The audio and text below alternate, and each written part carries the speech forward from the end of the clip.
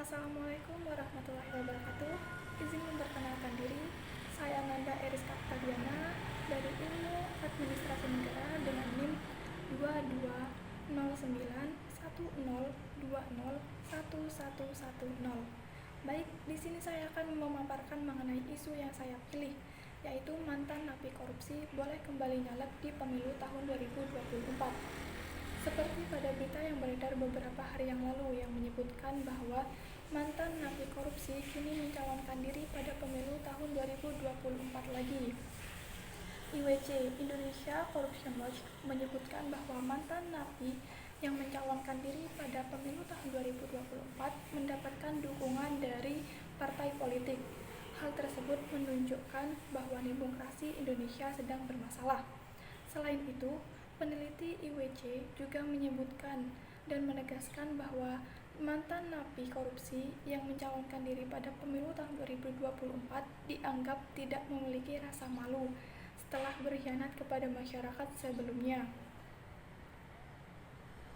Selanjutnya, topik pembahasan yang akan saya bahas ke depannya, yaitu rumusan masalah, dampak isu, gagasan alternatif, dan konsekuensi. Rumusan masalah yang pertama, mengapa tidak ada larangan khusus yang dikeluarkan oleh KPU mengenai mantan napi koruptor yang boleh menjadi calon anggota legislatif tahun 2024? Pada tahun 2019 sebelumnya, KPU telah membuat aturan berupa larangan kepada mantan napi untuk mengikuti pemilu. Namun, aturan tersebut digugat oleh MA karena dirasa melanggar peraturan Perundang-undangan Nomor 7 Tahun 2017 tentang pemilihan umum. Selain itu, aturan tersebut dirasa melanggar hak asasi manusia, terutama hak politik warga negara untuk dipilih dan memilih. Selanjutnya, bagaimana jika mereka diberi kesempatan untuk menjadi anggota legislatif, namun mereka mengulangi kesalahan yang sama? Jika hal tersebut terjadi, maka konsekuensi yang akan mereka dapatkan adalah berupa pencopotan jabatan serta hukuman yang akan mereka dapatkan sesuai dengan undang-undang yang berlaku. Selanjutnya, mengapa tidak memberikan kesempatan kepada orang baru sebagai calon anggota legislatif? Dikutip dari Maman Imanul Haq, beliau menyebutkan bahwa indikasi keberhasilan sebuah partai itu terletak pada seberapa banyak mendapatkan kursi pada pemilu. Tak jarang, yang mendapatkan kursi pada pemilu adalah orang-orang lama yang sebelumnya telah terjerat kasus korupsi, namun ketokohannya masih diakui oleh masyarakat dibandingkan dengan orang baru. Selanjutnya, dampak isu.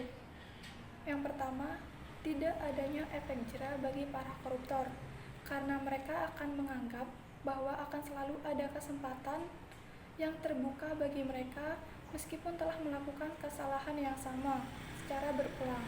Yang kedua, sistem pemerintahan di Indonesia cenderung melemah. Yang ketiga, kecilnya kesempatan untuk menjadi calon anggota legislatif bagi orang baru.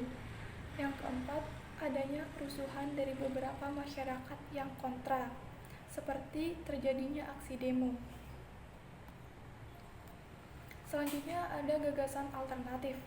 Yang pertama, perlu adanya peraturan baru mengenai calon anggota legislatif yang telah tercatat sebagai narapidana sebelumnya. Peraturan baru yang saya maksud yaitu setidaknya memberikan jeda 5 tahun bagi mantan narapidana untuk mengikuti pemilihan umum lagi.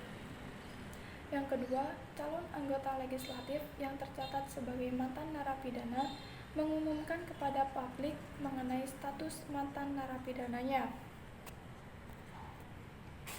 Konsekuensi yang akan didapat yaitu yang pertama, para mantan napi tidak bisa mencalonkan dirinya dalam waktu dekat, serta para partai yang memiliki anggota mantan napi memiliki tugas baru untuk menyeleksi dan memberikan kesempatan kepada anggotanya yang berkompeten untuk menjadi anggota legislatif dan diajukan dalam pemilu.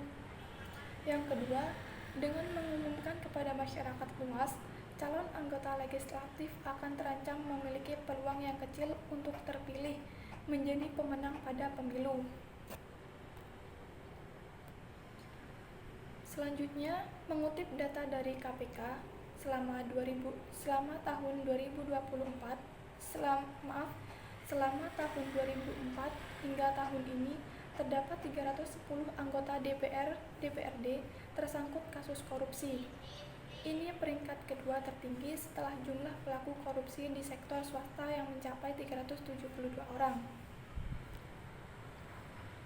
Dikutip dari Nurul Amalia, jadi ketika partai mencalonkan mantan koruptor, kita perlu waspada. Jangan-jangan partai ikut pemilu, tapi nggak punya visi untuk membangun tata kelola pemerintahan yang baik. Kalau nggak punya tujuan ini, gawat juga. Karena tata kelola pemerintahan yang baik itu berhubungan dengan tujuan pemilu yang lain, yaitu meningkatkan partisipasi dan kontrol pemilih terhadap calon terpilih. Sekian dari saya, kurang lebihnya mohon maaf. Wassalamualaikum warahmatullahi wabarakatuh.